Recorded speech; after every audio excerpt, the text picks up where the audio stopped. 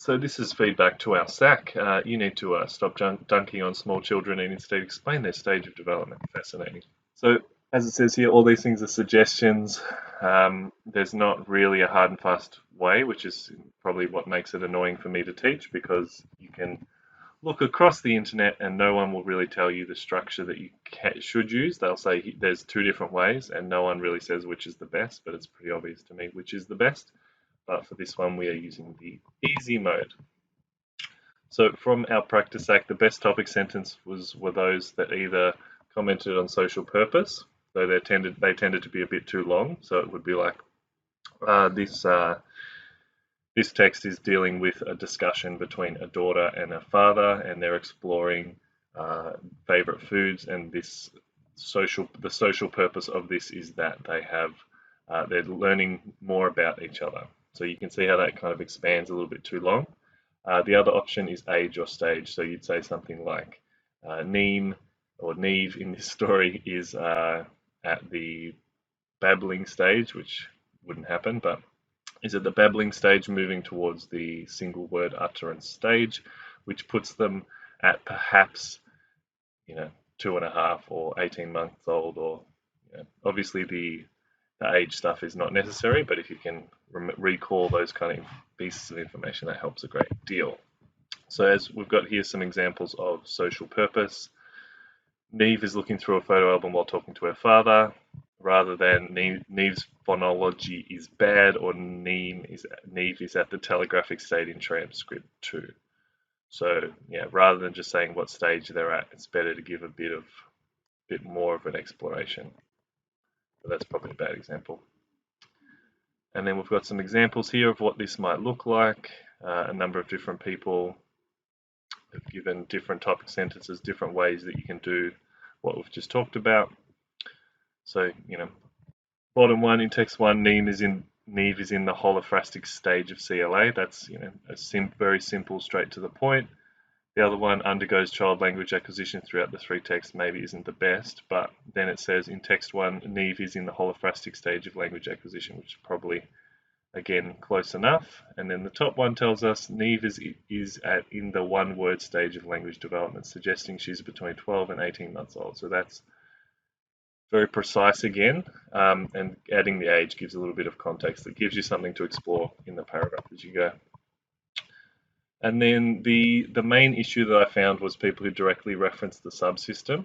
It's not necessarily a bad idea or banned or anything like that, but it's a bit clunky and it seems like you're not really sure what you're talking about. So if you say something like Neve uses phonology, that's like it's unavoidable that if you're communicating that you wouldn't use phonology, there's no way around that. And so you saying that in your essay or your analytical commentary just makes it sound like you're not really sure what's going on.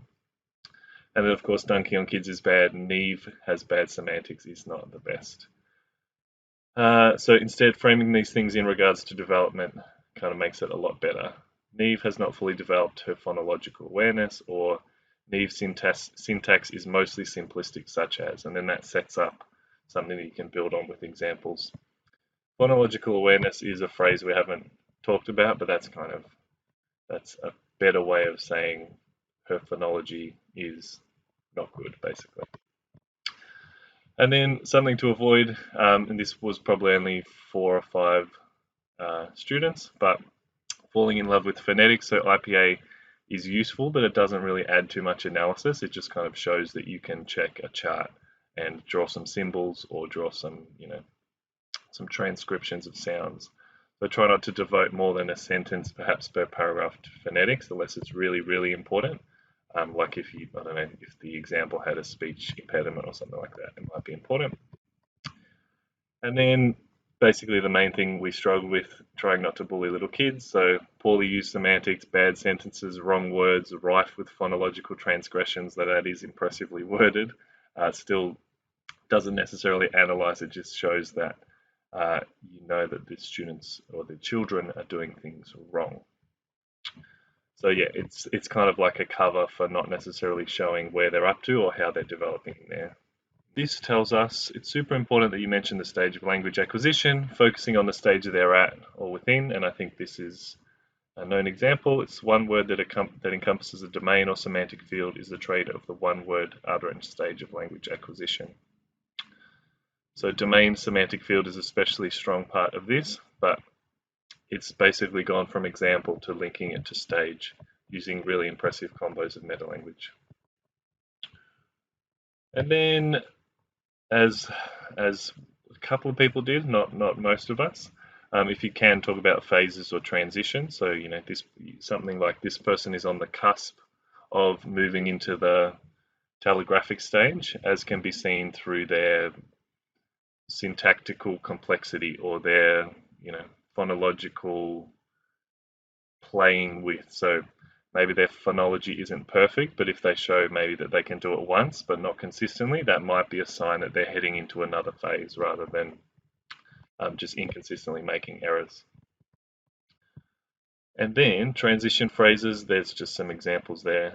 The one I've added a square down the bottom, this shows they are nearing the end of the holophrastic phase and beginning to move into the two-word utterance phrase. However, this is a minority of their speech. That's basically emphasizing that it's not happening consistently, but it has happened once, or at least a small amount of times. And then here we've got her consistent shortening of Neve to Niv, I'm guessing is a result of the lack of control over the places of articulation that children have. So that gives you a little bit of an idea, and the top sentence says, as more effort is required to construct long sentences. So it's sort of emphasizing not only what stage they're at, but what parts they're finding the most challenging. And that kind of each child would of course go through their language development at different stages in different ways. And so there's like infinite number of things that a child could have issues with or be really fluent in within each of these stages. Then what else we've got? I was really surprised that some people talked about declarative, interrogative, interjection, and the other one which slips my mind, but the types of sentences. And that's it just adds another layer of meta-language if you can sneak that in there. And it's also, because syntax is relatively straightforward, you can probably add those in without without having to remember too much more information. And I guess word classes, yeah, if you kind of have 5 minutes at the end of your analytical commentary, it might be worth going through your piece just looking for the word. And if you've just said, this word, instead of giving it a particular word class, then you should probably replace it. So, Neve uses the word yum, and this interjection supports her something is probably better than, or is it an adjective? Depends on the sentence, of course, but it's better to say a word class rather than just the word. And yeah, the feedback I wrote most often was make sure to mention the theories of CLA, so behaviorism, interactionism, and the other one. And the idea is basically you add that at the end of a paragraph to sort of tie it all together. So as we've got here, these examples support a behaviorist view of child language development because with extensive prompting, even though at the single word utterance phase, the child is able to communicate effectively. So yeah, as it says there, the rubric, that's one quarter of your score is talking about the theories. And so if you miss it, obviously you miss a big chunk of marks. So let's read what we've got here as an example. In text 2, huh? What am I looking at? In text 2, Neve Key learnt the importance of story and intonation of words. I can't read this at this point. And this proves the interactionist view because she would have picked up those arbitrary patterns from people surrounding her, but it is not taught. Interactionism, in regards to this extract, has importance as a lot of what Neve says is repetition of her father and what he is saying, not to correct her language though, not correcting her language though. So this one's done 2 theories in one, which is probably not necessary, but it's nice the way that it's been combined together. But you could probably just do one theory at the end of each paragraph and then you sort of cross them all off in that way, and maybe just thinking about which theories best fit with your paragraphs and what you've planned would probably be the best. And that is the end. Ta-da!